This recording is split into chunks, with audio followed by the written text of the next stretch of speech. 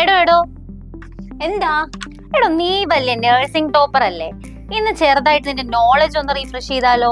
ഞാൻ റെഡി. ഇത് ഞാൻ കലക്കും. ചോദ്യങ്ങൾ പോരട്ടെ. മനുഷ്യ ശരീരത്തിലെ ഏറ്റവും കൂടുതലുള്ള സെൽസ് ഏതാണ്? ല്യൂക്കോസൈറ്റ്സ് അല്ലേ? തുടക്കം തന്നെ തെറ്റാണല്ലോ മോളെ. ശരിയായ ഉത്തരം എറിത്രോസൈറ്റ്സ് ആണ്. അതാണ് ഏറ്റവും കൂടുതലുള്ളത്. എറിത്രോസൈറ്റ്സ് ആണല്ലേ?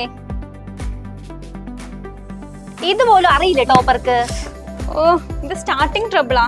ഓക്കെ, അടുത്ത ചോദ്യം. മനുഷ്യ ശരീരത്തിലെ ഏറ്റവും വലിയ ഗ്രന്ഥി ഏതാണ്? ലിവർ.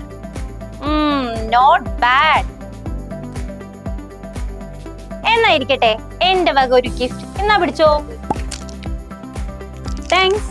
ഇത് കുറെ തരേണ്ടി വരുമല്ലോ. ആലോചിക്കട്ടെ. നെക്സ്റ്റ്, രക്തത്തിലെ പ്ലാസ്മയുടെ പ്രധാന ഘടകം ഏതാണ്? പ്രോട്ടീൻസ്.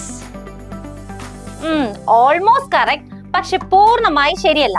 പ്ലാസ്മയിൽ ഏറ്റവും കൂടുതലുള്ളത് വെള്ളം, അതായത് ജലമാണ്. ഓൾമോസ്റ്റ് 90%. ഓ, വെള്ളമാണല്ലേ? പണിഷ്മെന്റ് ഉണ്ട്. അമ്മേ, എന്താ ഈ പണിഷ്മെന്റ്? ഗിഫ്റ്റ് മാത്രം കിട്ടിയാ പോരല്ലോ, ഇടയ്ക്കിടയ്ക്ക് പണിഷ്മെന്റ് കൂടെ വേണ്ടേ? ഓക്കെ, അടുത്ത ചോദ്യം. മനുഷ്യരിൽ രക്തഗ്രൂപ്പുകൾ കണ്ടെത്തിയ ശാസ്ത്രജ്ഞൻ ആരാണ്? കാൾ ലാൻസ്റ്റർ. ഗ്രേറ്റ്. ഇത്ര സിമ്പിൾ ആയിട്ടുള്ള ക്വസ്റ്റ്യൻ ആർക്കും അറിയാത്ത. നോക്കട്ടെ, അടുത്ത കൂടെ കറക്റ്റ് ആയാൽ ഗിഫ്റ്റ് തരാം. ഇട് വേഗം. രക്തത്തിലെ ഓക്സിജൻ വഹിക്കുന്ന ആ ഒരു ഘടകം ഏതാണ്? ഹിമോസിയാനിൻ. അതല്ല ഡിയർ, ശരിയായ ഉത്തരം ഹീമോഗ്ലോബിൻ. ഹീമോഗ്ലോബിൻ ആണ് ഓക്സിജൻ വഹിക്കുന്നത്. ഓ, ഹീമോഗ്ലോബിൻ.